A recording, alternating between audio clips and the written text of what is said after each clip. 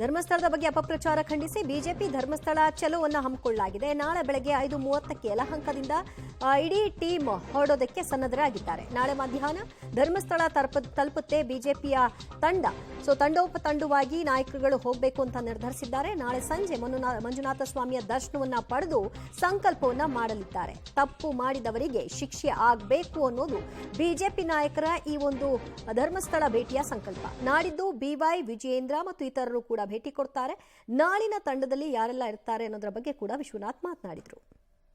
ಯಾವುದಾದ್ರೂ ವ್ಯಕ್ತಿ ಬಂದು ನಾನೇ 100 ಹೆಣ್ಣುಗಳನ್ನು ನೋಡಿದ್ದೀನಿ, ಕೊಲೆ ಆಗಿರ್ತಕ್ಕಂಥವ್ರು ಅತ್ಯಾಚಾರ ಆಗಿದ್ವಿ ಅಂತ ಹೇಳಿದಾಗ ನಮ್ಮ ಸರ್ಕಾರ ಇದ್ರೂ ಕೂಡ ನಾವು ಒಂದು ತನಿಖೆಗೆ ರಚನೆ ಮಾಡ್ತಾ ಇದ್ವಿ. ಯಾಕಂದರೆ ಇದು ಬೇಕಾಗಿತ್ತು, ನಮಗೂ ಬೇಕಾಗಿತ್ತು. ಇದೊಂದು ಅಂತಿಮ ಆಡಬೇಕಾಗ್ತದೆ. ಇದರಲ್ಲಿ ನಾನು ನಿನ್ನೆ ಅಸೆಂಬ್ಲಿಯಲ್ಲಿ ಹೇಳಿದ್ದೀನಿ, SIT ತನಿಖೆ ಇಷ್ಟು ದಕ್ಷ ಅಧಿಕಾರಿಗಳು ಕೊಟ್ಟು ವರದಿ ಕೊಟ್ಟರು ಕೂಡ ಮತ್ತೆ ಅವರ ಅನುಮಾನವನ್ನು ವ್ಯಕ್ತಪಡಿಸೋಕ್ಕಂಥ ಕೆಲಸವನ್ನು ಖಂಡಿತವಾಗೂ ಮಾಡ್ತಾರೆ ಅಂತ ಮಾತನ್ನು ನಾನು ಹೇಳಿದ್ದೀನಿ. ಆದರೆ SIT ಆದಮೇಲೆ ಮತ್ತೆ ಇನ್ಯಾವುದೋ ತನಿಖೆ ಕೊಡ್ತಕ್ಕಂಥದ್ದು ಅದು ಅನಾವಶ್ಯಕ. ಯಾಕಂದರೆ ನಮ್ಮ ಕರ್ನಾಟಕದ ಪೊಲೀಸು ಸಮರ್ಥವಾಗಿದ್ದಾರೆ.